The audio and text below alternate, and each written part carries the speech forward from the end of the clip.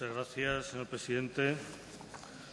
Señor ministro, usted, en su presentación, ha hablado de los aspectos positivos de la ley. Yo reconociendo que la ley, como todas las leyes, tiene aspectos positivos. Es imposible que todo sea negativo. Sin embargo, me voy a centrar en los aspectos que yo considero negativos de esta ley, ¿no? Y no con un ánimo de descalificar, sino con un ánimo de aportar reflexión y otra visión de la ley que usted ha presentado. Mire usted, detrás del título sugerente de esta ley, de este proyecto de ley, se esconde una concepción socioeconómica que, al menos desde nuestro punto de vista, es ultraliberal. Se esconde también un modelo de Estado centralizado. Esta ley también se incluye dentro de esas reformas generales del Gobierno, ¿no? Es decir, las reformas estructurales que van reforzando ese modelo ultraliberal y desmontando el estado de bienestar, en esas reformas que tienden a centralizar el Estado, dando la espalda pues, a las realidades evidentes, ¿no? Esas sociedades diferenciadas que decían en Canadá, ¿no? La realidad de un Estado plurinacional, ¿no? Y son dos de las razones por las que rechazamos esta ley, porque esta ley está imbuida de esa filosofía, ¿no? También estamos en una ley que es, como dice el Consejo Económico y Social, un caos normativo, ¿no? Pero un caos normativo que está realizado desde nuestro punto de vista desde la gran empresa y que es ajeno a la realidad del trabajador autónomo o el impulsor de la microempresa o pyme.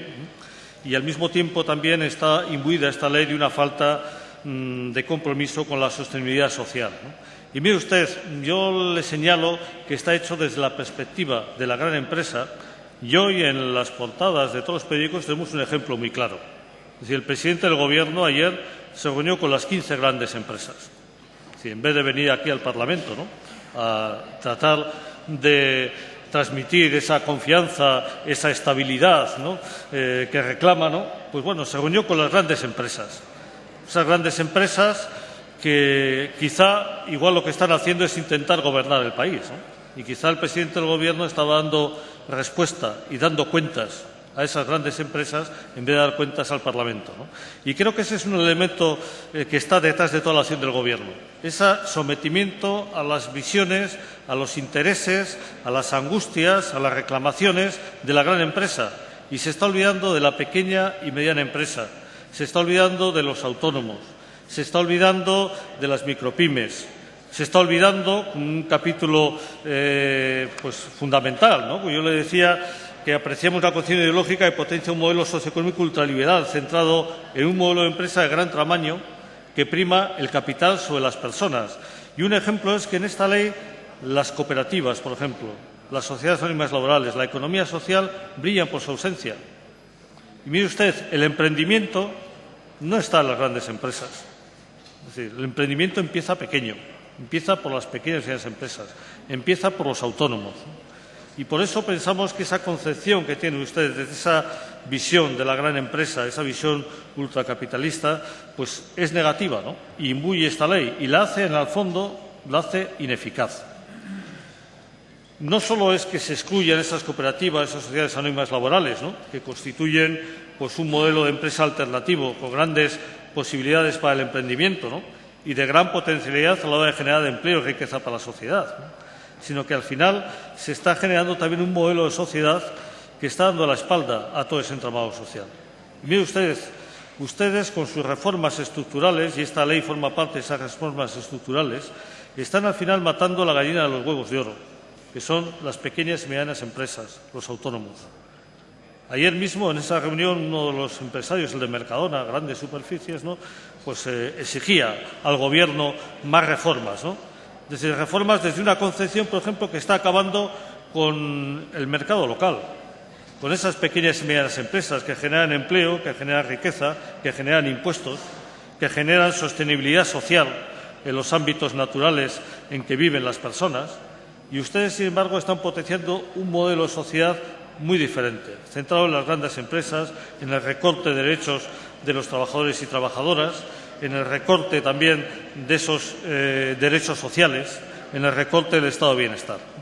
y pensamos que esta ley forma parte de ese enfoque general. Mire usted, también en segundo lugar, esta ley hace caso omiso del actual modelo de Estado y ya no solo no admite los ámbitos de soberanía de las naciones históricas, como es el caso de Euskal Herria, sino que continúa con ese proceso de recentralización emprendido por el actual Gobierno, que supone una auténtica reforma constitucional de hecho, ignorando los ámbitos de decisión que, como en el caso de Euskal Herria, demuestran ser socialmente más eficientes y, sin embargo, ignorando esos ejemplos, ustedes no favorecen el emprendimiento ni dan solución a los fracasos del modelo socioeconómico español. Y creo que ahí tienen elementos importantes para aprender. En tercer lugar, el proyecto de ley es un cajón desastre en el que se mezclan propuestas diversas, inconexas entre sí, en las que abundan definiciones ideológicas y programáticas sin concreciones presupuestarias, ni derechos ni obligaciones con alcance jurídico. Y este es otro elemento también que nos preocupa. Asimismo, este proyecto de ley trasluce continuamente que está realizado desde la perspectiva de la gran empresa, como le decía antes, ¿no? Y que es ajeno a la problemática diaria del trabajador o trabajadora autónomo, de quien impulsa una microempresa o una pyme, bien sea bajo el modelo cooperativo o mercantil. Muestra de ello son las medidas de incentivos fiscales en base a beneficios que solo son aplicables a grandes empresas ya consolidadas, ¿no? Son también un ejemplo de este enfoque equivocado las limitaciones de las cotizaciones iniciales de seguridad social en base a la edad o la temporalidad, ¿no? Ustedes cifran esa edad de los 30 años cuando la realidad muestra que la media edad del emprendimiento en el Estado español está entre los 35 y 40 años, ¿no? Y la experiencia, al mismo tiempo, de otros ámbitos, como el ámbito británico, demuestra que es más efectivo vincular el incremento de la cotización inicial de los emprendedores a la facturación real de los mismos, ¿no? Y creo que ese es otro elemento también que está en el déficit y en el mal enfoque de esta ley. Y creo que también ahí tendrían que centrarse más en los intereses de los autónomos, ¿no? Es decir, vincular esa cotización inicial a la facturación del autónomo, no a la temporalidad, a los 6 meses, porque seguramente en 6 meses igual no ha levantado cabeza, o limitarlo con la edad. Es decir, ¿por qué un autónomo de 50 años no puede emprender una nueva actividad? Y necesita también esas ayudas. Creo que son limitaciones y que son fruto de ese enfoque que le decía antes de la gran empresa y no de la realidad que emprende, ¿no? En esta misma línea también podemos señalar la ineficacia práctica, desde nuestro punto de vista, de ese modelo de cotización que se plantea en los casos de multiactividad, pues no suponen en la práctica ninguna facilidad para la persona que se plantea abordar un emprendimiento. Creo que ese sería un elemento también mejor vincularlo a una única cotización y vincular esa cotización, como le decía antes, a la facturación de esa persona.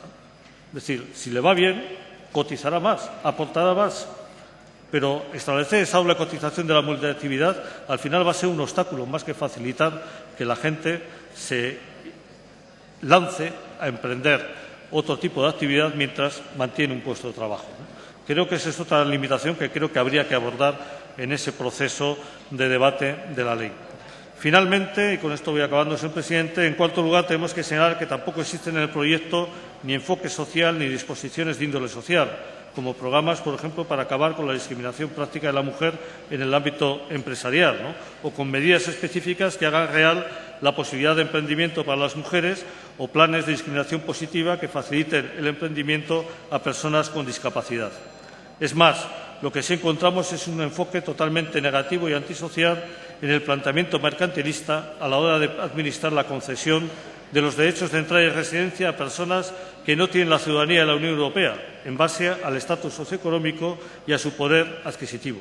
Creemos que es un elemento también claramente discriminatorio desde el punto de vista social y que hay que abordar y que hay que borrar de esa ley, ¿no? Por estas razones hemos presentado esta enmienda a la totalidad al proyecto de ley de apoyo a los emprendedores y a su internacionalización y pedimos la devolución al Gobierno, ¿no? Y pedimos la devolución al Gobierno porque consideramos que la sociedad necesita otro enfoque, que necesita otra visión y, sobre todo, que necesita un compromiso con esa pequeña y mediana empresa y ese compromiso también con la sociedad, no con las grandes empresas que estableció ese compromiso ayer el señor presidente del Gobierno. Que se olvide de las grandes empresas que quieren gobernar y que se fije en los representantes legítimos de la sociedad y en la pequeña y mediana empresa y en la economía real. Muchas gracias, señor presidente.